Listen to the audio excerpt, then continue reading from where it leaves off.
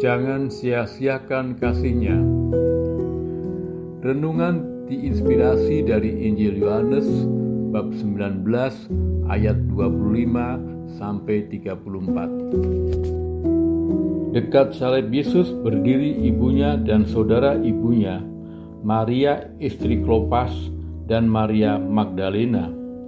Ketika Yesus melihat ibunya dan murid yang dikasihinya di sampingnya, berkatalah ia kepada ibunya, "Ibu, inilah anakmu." Kemudian katanya kepada muridnya, "Inilah ibumu." Sejak saat itu murid itu menerima dia di dalam rumahnya.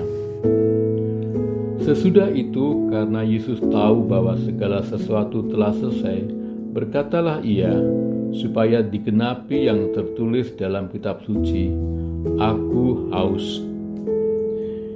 Di situ ada suatu bejana penuh anggur asam. Lalu mereka melilitkan suatu bunga karang yang telah dicelupkan dalam anggur asam pada sebatang hisop, lalu mengulurkannya ke mulut Yesus.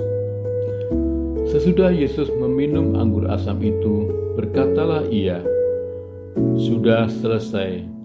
Lalu ia menundukkan kepalanya dan menyerahkan nyawanya.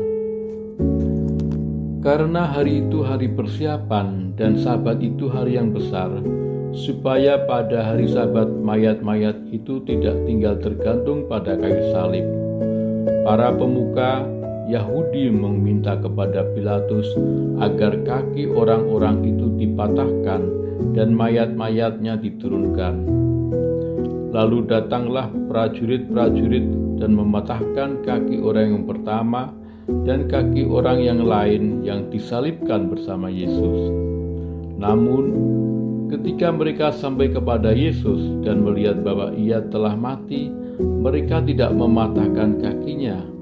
Tetapi seorang dari antara prajurit itu menikam lambungnya dengan tombak, dan segera mengalir keluar darah dan air.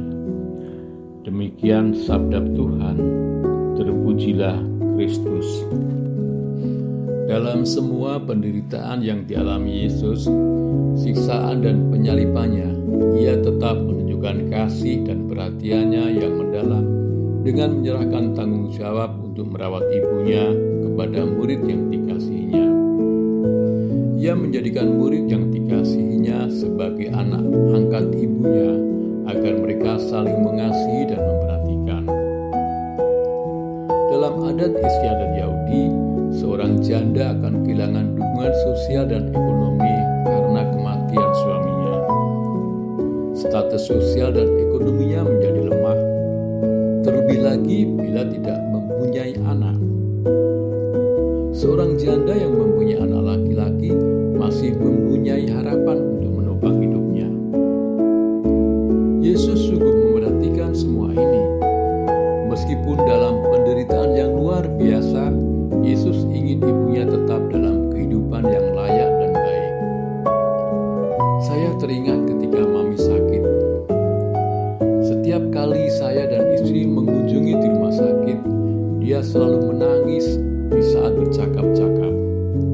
Semula saya dan istri tidak mengerti apa yang membuatnya sedih. Ia enggan mengungkapkan apa sebenarnya ia rasakan yang membuatnya sedih.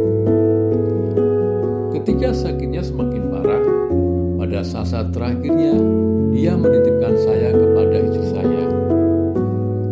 Mami berkata kepada istri saya, "Mami titip Harjo ya, Mami sudah tidak kuat, Mami tidak bisa jaga dia lagi." Kalimat itu terpatri dalam hati saya. Begitu besar kasih seorang ibu. Dalam sakit dan lemah, dia masih memperhatikan dan memikirkan anaknya agar ada membantu hidupnya. Rupanya itu yang menjadi beban pikirannya.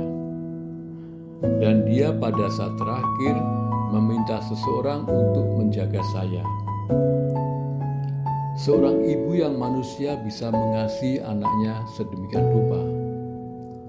Saya merasakan betul besarnya kasih Mami. Saya percaya kasih Yesus jauh lebih besar melebihi kasih manusia. Merenungkan kasih Tuhan yang begitu besar dan dalam kepada kita, pantaskah kita untuk mengabaikan perintah-Nya yang semuanya untuk keselamatan kita? Doa. Allah Bapa di surga, bimbinglah kami agar mampu melakukan perintah-Mu yang semuanya adalah untuk keselamatan kami. Pimpin langkah kami setiap hari agar laku kami menyenangkan